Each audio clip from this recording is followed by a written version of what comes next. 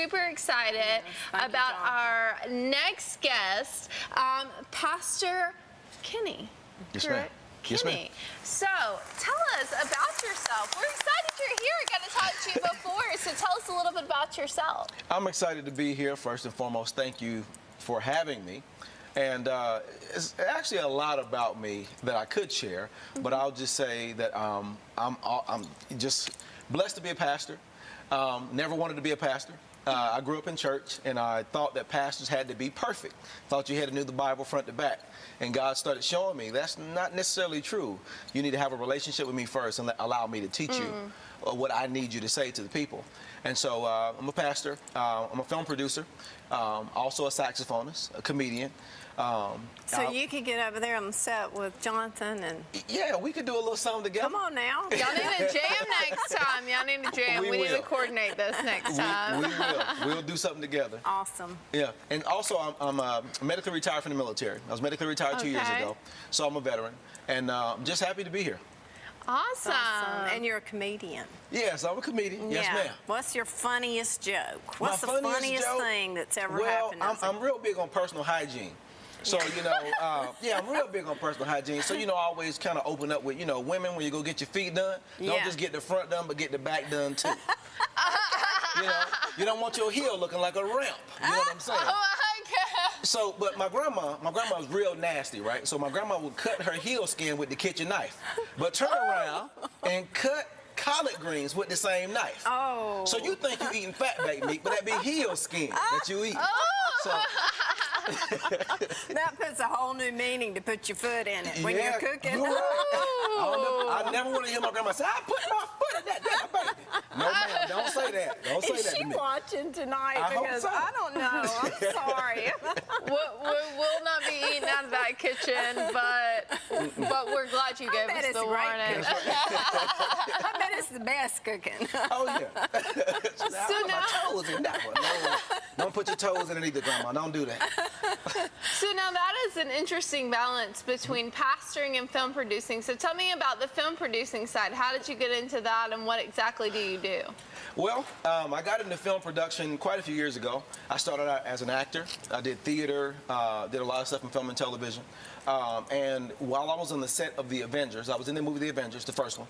What? And, yes. What? Okay, we're getting his autograph. Yeah. So while I was on the set of the film, I kept asking a lot of questions, you know, because I'd already done some stuff with a network called DATV in Dayton, Ohio. And while I was there, I really started taking more of an interest in the behind-the-scenes stuff. And so while I was on the set of The Avengers, I kept asking the PAs, hey, so who's the producer, who's the director, who's such and such and such, and what do they do? And I found out about the first AD and second AD and first AC and all these different things. And I was like, but what does all of that mean? So on the set of The Avengers, these guys helped me understand, like, what the behind-the-scenes guys, what they did and what their positions were and all this kind of stuff. So I decided to go to film school after I was medically retired from the Air Force 2 years ago. And I went to SCAD here in Atlanta, and it's almost, I guess the rest is history. And I've been blessed to produce a lot of awesome shows. I'm producing 10 shows this year. We have 4 shows in production right now. And again, I'm just tremendously blessed to be in the position that I'm in. I believe that God has given me this platform to show everybody that you don't have to box yourself in as a believer and just operate in the church. You can operate outside the church as well, which we call that marketplace ministry. Right. Yeah. Have you noticed a turn in the movie industry lately where you're seeing so many positive movies? Yes. And talk a little bit about that. Do you think society's hungry for that again? Purity and good movies, good morals? Yes, I think that what we're seeing right now in the film and television industry both, we're seeing what people have been begging for years. Yeah. People are tired of seeing junk now. Yeah. Right. And so a lot more writers are coming to the surface now. And because of those writers, they're bold.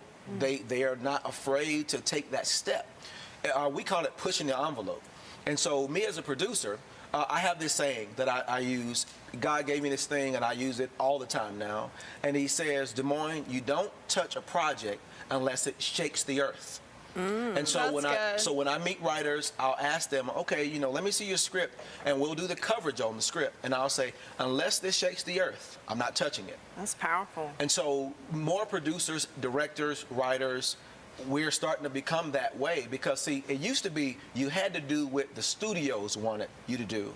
Well, now there are so many independent filmmakers and writers and producers and directors that we all now, you know, we're all like, okay, you know, I know what the world may want or what they think they may want, but Yeah. let me show them something different to kind Right. of, you know, because it's almost like coffee.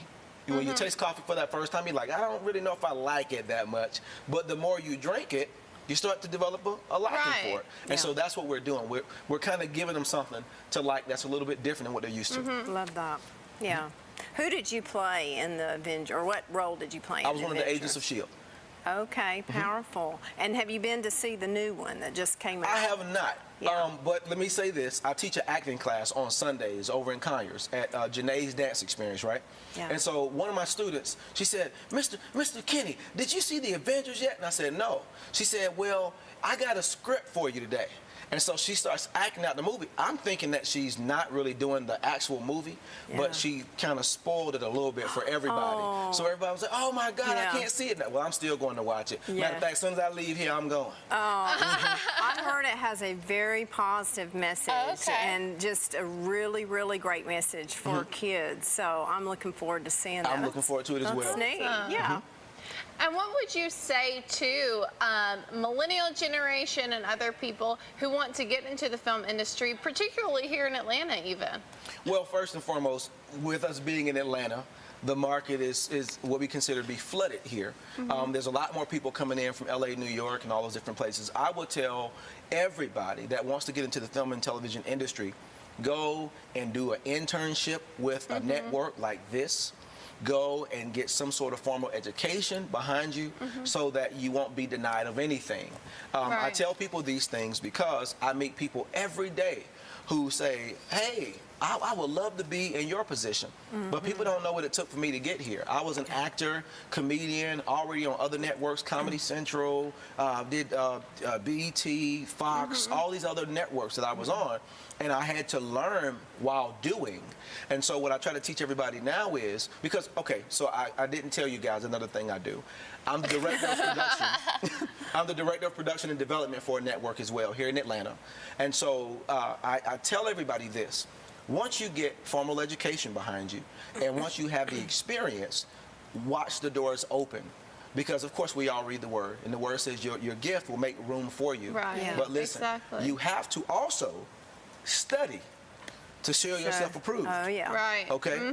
Because when you put those two things together, that's faith and works together. Once you put those things together, then the doors fly open. Nobody will deny you. Right. And if somebody tries to deny you, I'll tell people like this, pave the way for somebody else. Be a pioneer. Right.